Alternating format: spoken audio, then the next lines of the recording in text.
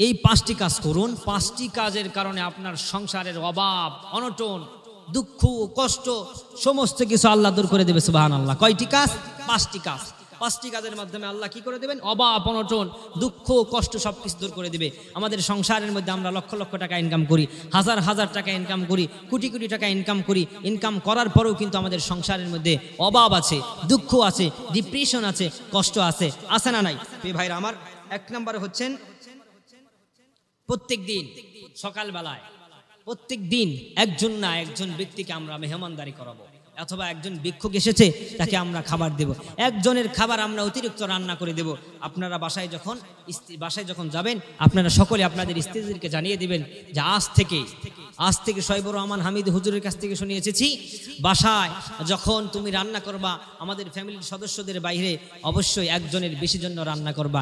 একজন ফকির আসলো, একজন মিসকিন আসলো, তাকে তুমি খাবার দিয়ে দাও। এই কাজটাও যদি না পারি, অথবা একটা সুন্দর উত্তম কথা দিয়ে তাকে মনের মধ্যে সান্ত্বনা যেন দিতে পারি, যে কথার কারণে যেন তার দিলে শান্তি পায়। আল্লাহ বলে দিলেন কালাম, এটা হচ্ছে সাদাকা, এটার কারণেও তোমার সংসারের মধ্যে আল্লাহ বারাকাত দান করে দেবেন। সুবহানাল্লাহ।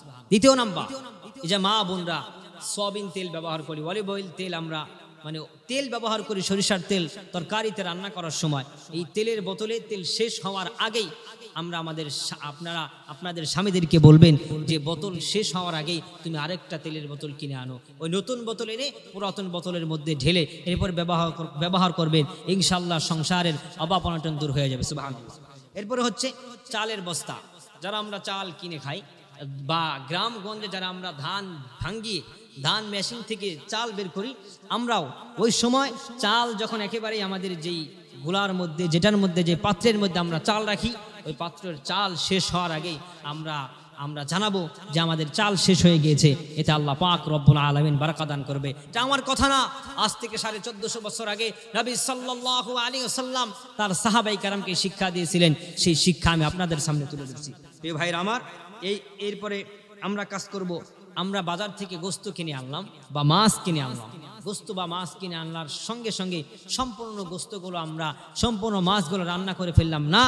আপনি অল্প কিছু রান্না করেন, আর কিছু আপনি রেখে দেন, কারণ একটু পরেই তো আপনার বাসায় একজন মেহমান আসতে পারে। আপনি যত মেহমান খাওয়াবেন তত আপনার বাসার মধ্যে বারাকা দান করবে কে? আল্লাহ পাক রব্বুল আলামিন বারাকা দান করবে দেবেন। হাড়ির মধ্যে ভাত, যখন প্রিয় ভাইরা স্ত্রীদেরকে বলে দিবেন, যখন আপনাকে খাবার দেওয়ার জন্য ভাত আপনাকে বেড়ে দিচ্ছে আপনার স্ত্রী, তখন আপনার স্ত্রীকে বলবেন পাত্রের মাঝখান থেকে চামচ দিয়ে যেন ভাত না উঠায়, পাত্রের সাইড থেকে বিসমিল্লাহ বলে ভাত উঠিয়ে দিবে।